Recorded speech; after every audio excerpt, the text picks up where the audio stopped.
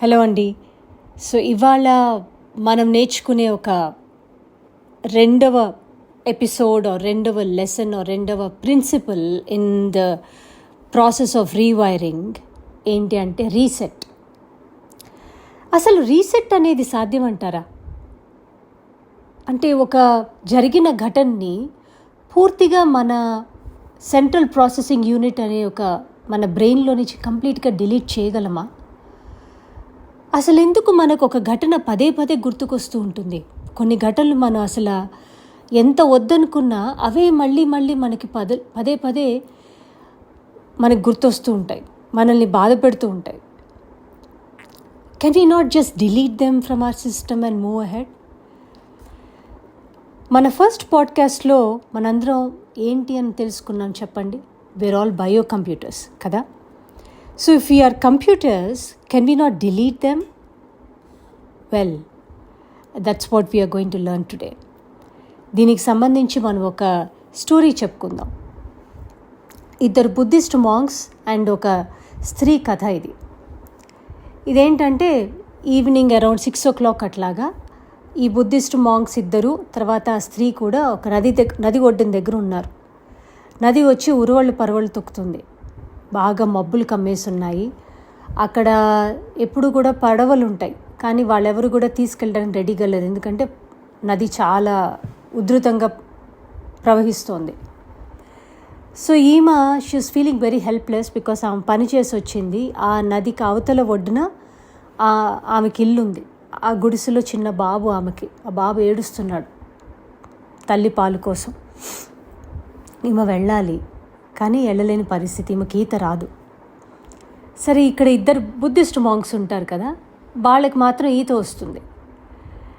కానీ ఈమె బాధ తట్టుకోలేక ఈమె నిస్సహాయ స్థితి చూసి అందులో ఒక బుద్ధిస్ట్ మాంక్ వచ్చి నేను సహాయం చేస్తానమ్మా అని చెప్పి ఆమెని భుజం మీద వేసుకొని ఆమెను ఎత్తుకొని అలాగే నదిని దాటి ఆమెను అక్కడ విడిచిపెడతారనమాట. రెండో Buddhist monk, the one who was witnessing the whole thing, he was surprised. ఇలా చేస్తాడు తిన రెస్పాన్స్ చూసి చాలా షాక్.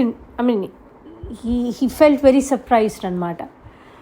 ఆఖరికి ఆమె వెళ్ళిపోయిన తర్వాత ఇతను ఆమె దగ్గరికి వెళ్ళి, ఈ బుద్ధిస్ట్ మాంక్ అతని దగ్గరికి వెళ్ళి అడుగుతాడు, అవును నువ్వు అసలు చేసింది కరెక్టా అని నీకు అనిపిస్తుందా అని అడుగుతాడు. అంటే ఏమైంది అని అంటాడు.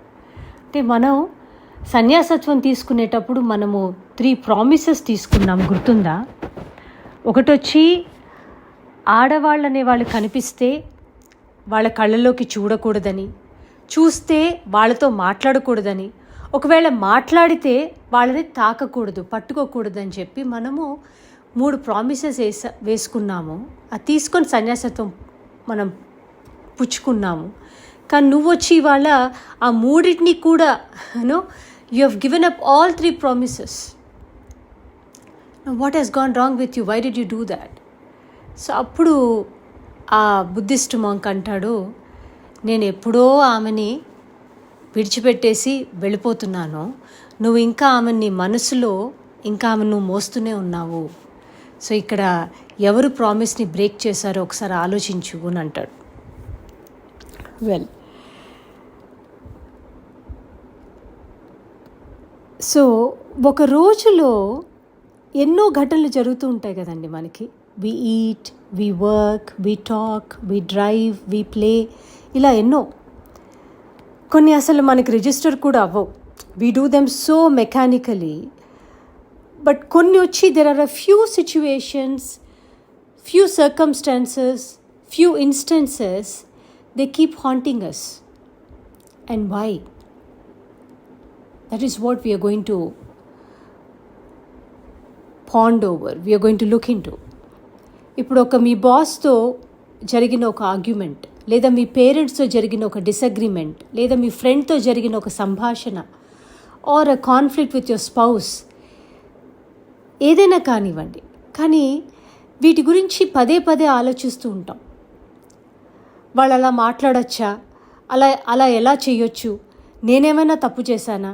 And we keep discussing with people who are close to us or strangers to us. justifying our actions, our responses. And in this whole gamut of emotions, we try to prove who is right, who is wrong, and in the whole process, we get exhausted. And this is where we need to take a pause, halt for a moment, and inquire. What should we inquire here? What has triggered this event?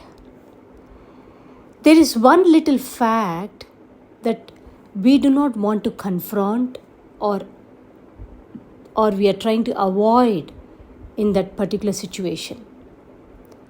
Now, can we confront that fact?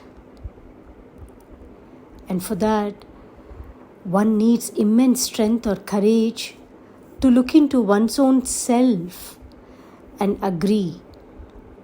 Yes, I was selfish. Yes, I was greedy. Or yes, I was rude. Whatever the fact is, we are not trying to alter it, or we are not trying to shun away, or we are not trying to push it. That very realization, ఆ సందర్భంలో ఆ ఘటనలో మనం నేర్చుకోవాల్సింది మన వైపు నుంచి ఏదైతే ఉందో, మనం ఏ సత్యాన్ని నుంచి అయితే, ఏ ఫ్యాక్ట్ నుంచి అయితే మనం దూరం వెళ్ళిపోవాలని, అది కాదు అని చెప్పి మనకి మనం నచ్చ చెప్పుకుంటున్నామో, ఆ సత్యాన్ని కనుక మనం చూడగలిగితే, దాన్ని మనం కన్ఫ్రాంట్ చేసుకోగలిగితే, మనకి మనమే ఎవరికో చెప్పుకోవాల్సిన అవసరం లేదు. నేను సెల్ఫిష్గా ఉన్నాను, నేను రూడ్గా ప్రవర్తించాను, నేను అహంకారంతో ప్రవర్తించాను, ఆర్ నేను జెలసీతో అలా మాటలన్నాను. ఇవి ఇంకొకరికి వెళ్ళి మనం ఏమి సంజాషి చెప్పుకోవాల్సిన అవసరం లేదు. ఎవరికి వాళ్ళు, ఎవ్వరూ ఇక్కడ మహానుభావులు కాదు కదండి. అందరికీ అదే మైండ్, అందరిలోనూ అవే ఆలోచనలు, అందరిలోనూ అవే భావాలు. సో ఇక్కడ ఒకళ్ళు గొప్ప, ఒకళ్ళు తక్కువ అనేది లేదు ఇక్కడ. All that we need to do is, ఒక ఘటన పదే పదే మనకి గుర్తుకొస్తుంది అంటే, అది మనల్ని బాధ పెడుతుంది అంటే, దాని అర్థం ఆ ఘటనలో మనం స్పందించిన విధానం ఏదైతే మనం ఒప్పుకోలేకపోతున్నామో, లేదా మనకు అప్పుడు కలిగిన ఆలోచన విధానాన్ని మనం ఏదైతే ఆస్వాదించలేకపోతున్నామో, ఒప్పుకోలేకపోతున్నామో, if we can confront it and then say to our own self that yes, I was selfish. చాలండి, ఇది చాలు. ఇది చేసినప్పుడు ఏమైపోతుందంటే, మన మనసులోనే మనకు తెలియని ఒక ప్రశాంతత వచ్చేస్తుంది. And automatically that situation loses control over our own self and we can move ahead. Just remember one thing, reset is not possible. However, rewire is possible. So think about it.